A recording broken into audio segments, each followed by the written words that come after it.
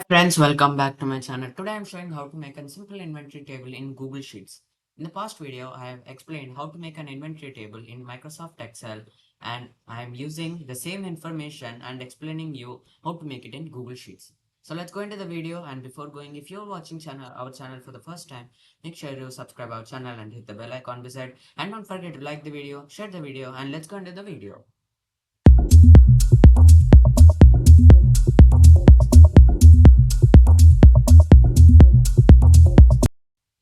So before making this inventory table, you have to have your relevant information.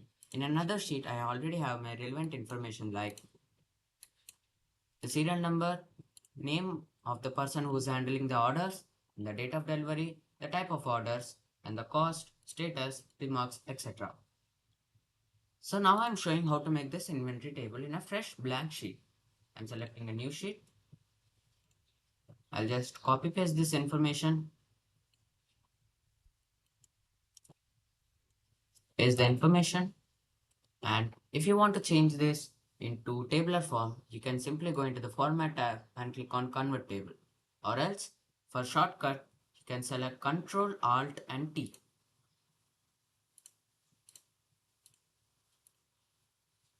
As you can see, it has been changed into tabular format. If you want to remove this excess row and excess column, simply click the number and a Ctrl Shift down arrow. It will select till the bottom, and after that left click and select Delete Rows. If you want to delete the columns, you can simply just go in here, select the column and Control Shift right arrow. It will select till the end and left click it and click on delete. Okay. If you want to change these colors of the headers, you can just go into the table menu, select on customize table colors and select your desired color. If you want to add any custom colors, you can just select on add custom color or the plus icon. Select the color you want. I am selecting dark blue and click on OK. After that, you can rename this table by going into table 1 and renaming.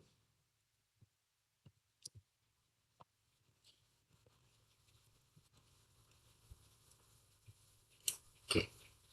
After this, if you want to change any column types, like I want to change the status into drop down. For that, beside the status, click on the down arrow, select the edit column type and click on drop down. Based on the information you are entering in the column, it will automatically segregate the drop downs. If you want any other drop down, you can click on add another item, and if you want to delete anything, click on the delete icon. You can change the colors by simply clicking this down arrow and selecting your desired color.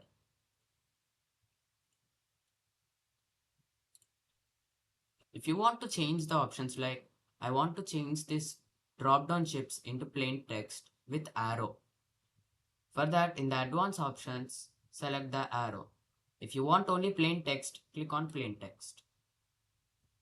If you are selecting arrow on plain text, you cannot activate the multiple selections. These multiple selections can only be activated in the chip style. Okay, I'm only selecting the arrow type and clicking on done. After that, you can clearly see that it has been changed. Okay. Based on the type of information you are adding in the column, it will automatically select the type of column it should be in. Like for the date of delivery, I have typed in the date format. So as you can see, the column type has been changed into date. If you want to add it manually, you can select in the down arrow, edit column type and selecting on date. If you want to add the time also, you can select on date time or else only time or only date. If you want to format this date, like I want to only show the date, month in text and the 2-digit year format. For that, I am going into the format, number and selecting on custom date and time. You can also change these symbols. Like I want to use only this hyphen for all and the month in the abbreviation as AUG and the year in 2-digit year. After that, you can click on apply. As you can see, it has been already formatted into the format you have given.